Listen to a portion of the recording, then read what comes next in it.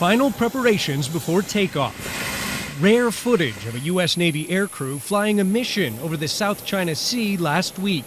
We got one antenna tower right there, you see that? This aircraft bristles with high-power scopes to conduct surveillance.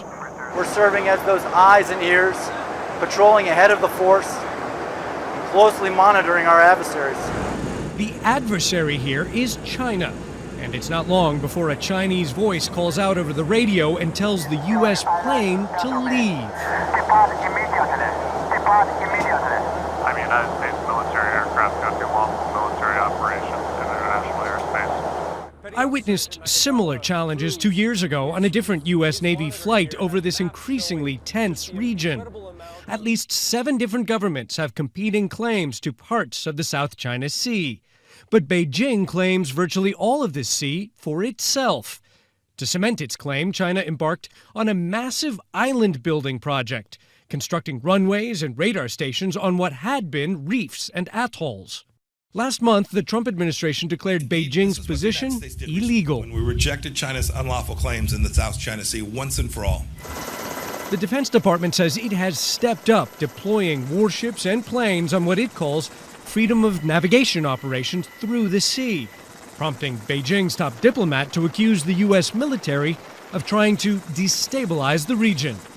In the first half of this year alone, the US sent military aircraft there more than 2,000 times. But it's not just the U.S. that's challenging China's territorial claims here. China Coast Guard, Indonesian Coast Guard calling. Late last year, Indonesian ships faced off against Chinese vessels. You are in Indonesian waters, sir. Please move away and go back to your territory, sir. Indonesia deployed fighter jets to an island that it controls.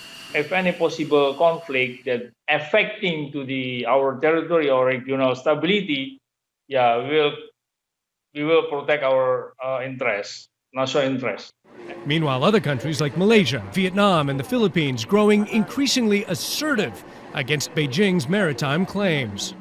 The Philippines building up one of its own islands, while the commander of the Philippines Navy warns about alleged Chinese provocations on the high seas. The first one to fire the shot loses public support. And I'm sure they want us to take the first shot, but we will not.